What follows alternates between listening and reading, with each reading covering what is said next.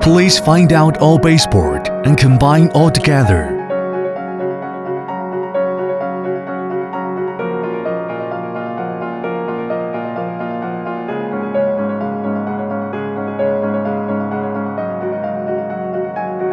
According to the installation manual to connect all side wall together.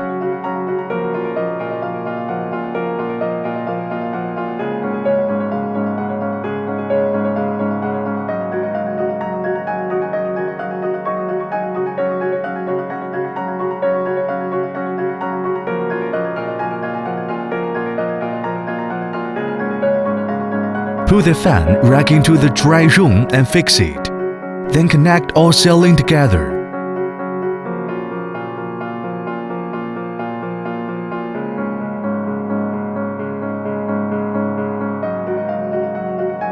Please use the triangle edgings to settle the partition wall.